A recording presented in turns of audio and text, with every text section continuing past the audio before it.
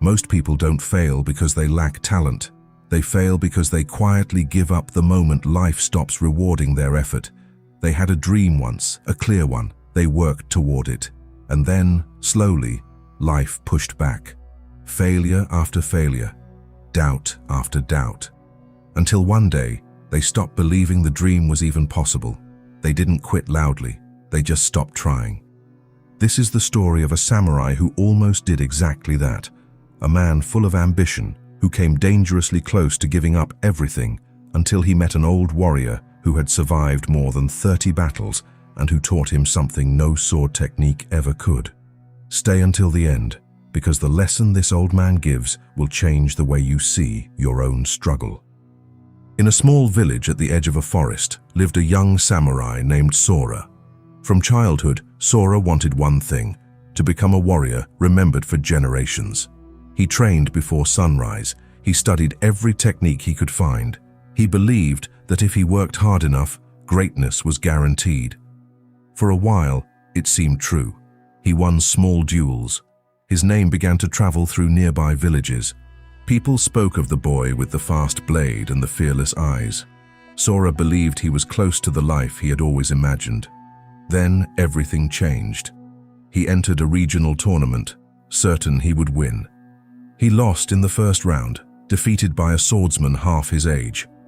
Weeks later, he was rejected from a respected dojo that trained only the most promising warriors. Then his closest friend, a fellow student, surpassed him and left the village to serve a powerful lord, while Sora stayed behind, forgotten.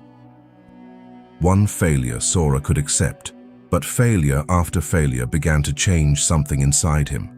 He still trained, but without the same fire. He still practiced his forms, but his mind had already started to whisper a different message. Maybe you were never meant for this. Maybe ambition was a mistake. At night, he sat alone outside his small home, staring at his sword resting against the wall. He no longer looked at it with pride. He looked at it the way a man looks at a promise he no longer believes he can keep. Weeks turned into months.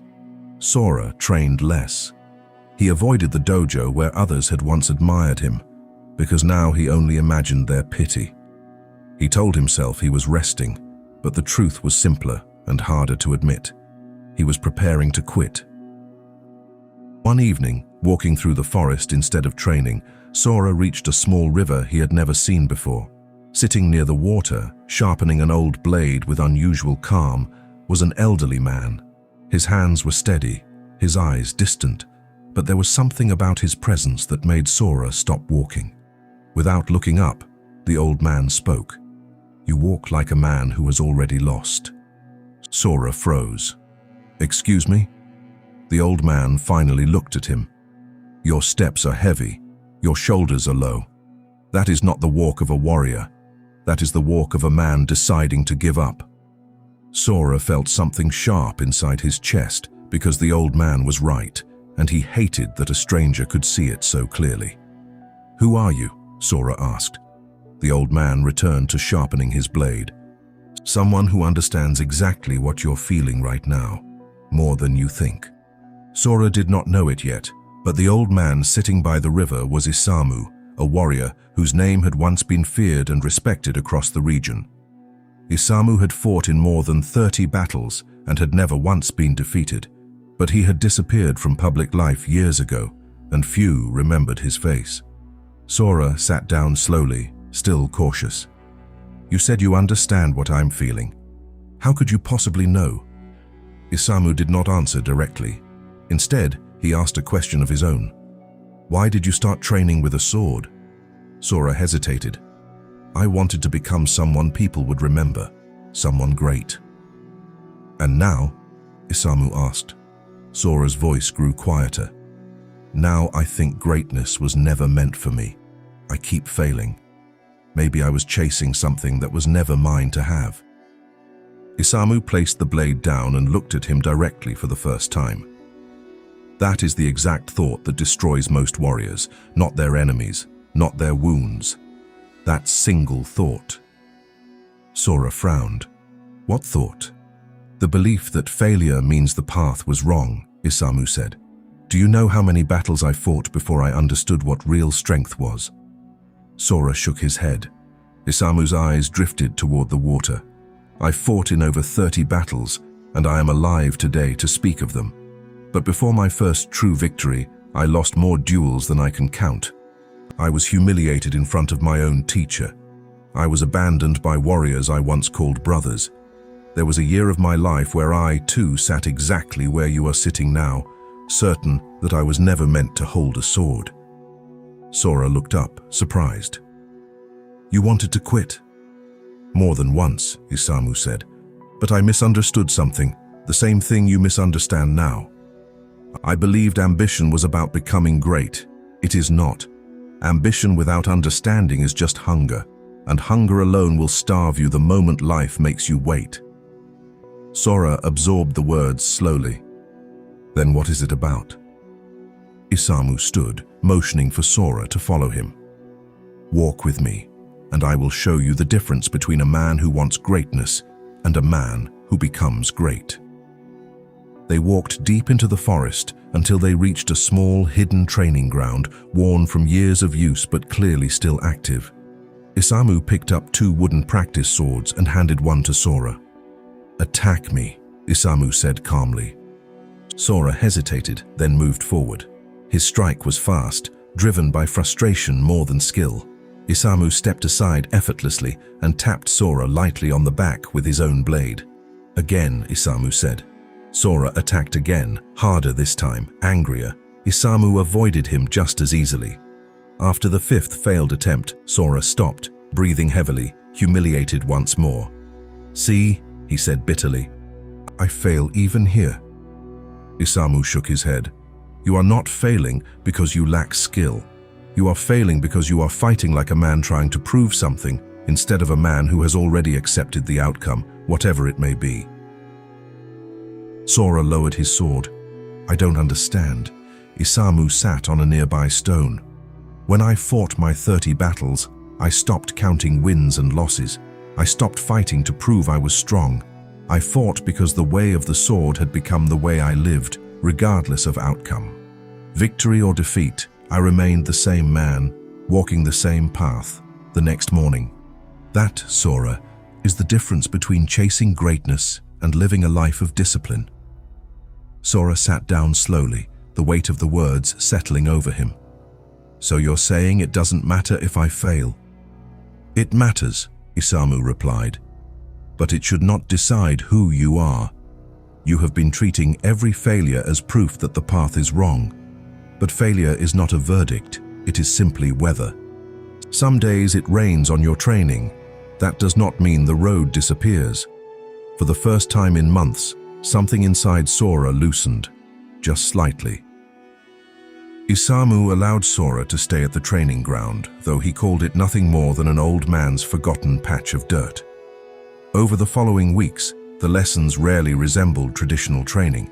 There were long stretches of silence, simple repeated movements, and conversations that mattered more than any sword strike. One morning, Isamu asked him to attack again, but this time with a single rule.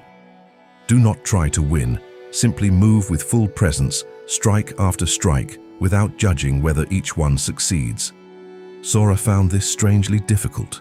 His mind kept drifting toward outcome, toward whether he looked skilled, toward whether Isamu would be impressed. Each time his mind wandered there, his movements grew stiff and clumsy. Stop performing, Isamu said. You are still fighting for approval. Fight for the movement itself. Slowly, session after session, something shifted. Sora's strikes became less desperate. His footing steadied. He was no longer trying to prove his worth with every motion. He was simply training, the way water simply flows, without needing anyone to witness it. One evening, Isamu revealed the deeper reason he had brought Sora here. There is a young Lord's Guard stationed near the Eastern Road, he said.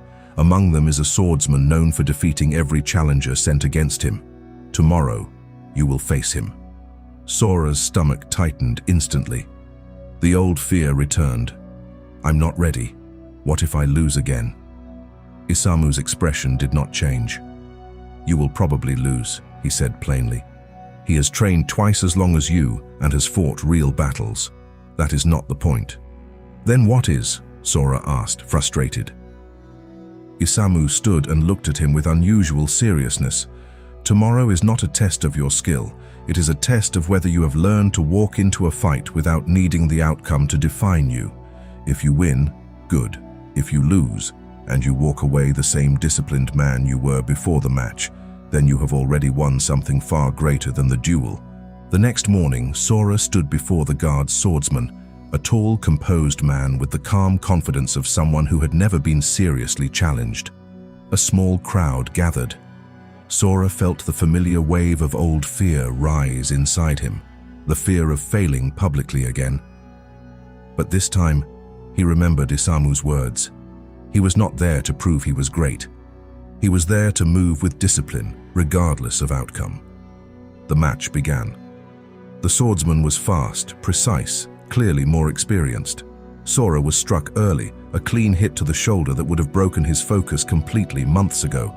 In the past, that single hit would have collapsed his composure entirely. This time, he simply reset his stance. No panic, no inner collapse, just presence, breath, and the next movement. The match continued, strike after strike, and Sora did lose ground. In the end, the swordsman won cleanly, a decisive final strike that ended the match in the guard's favor.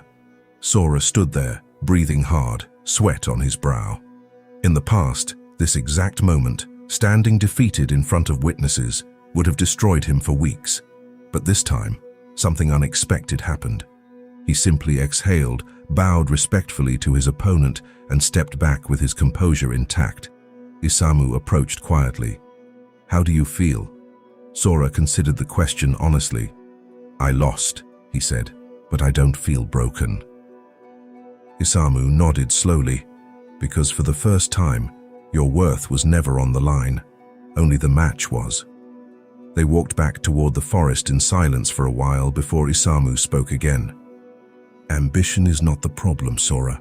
It never was. The problem was that you had tied your ambition to outcomes you cannot always control, instead of tying it to the way you show up again and again, especially after failure." Sora looked at the old warrior, finally understanding the 30 battles differently. "You didn't win every fight because you never lost." "No," Isamu said.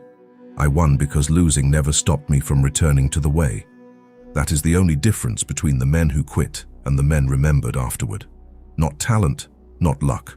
Return." That night, Sora sat outside his home once more, sword resting beside him, just as it had the night everything had felt hopeless. But this time, he did not see a promise he had failed to keep. He saw a path he had simply misunderstood, one that was never about guaranteed victory, but about who he chose to remain, no matter how many times life struck him down. If you have ever felt close to giving up on something you once wanted badly, understand this. Failure was never proof that you were wrong for the path. It is simply the weather along the way. The people who are remembered are rarely the ones who never lost.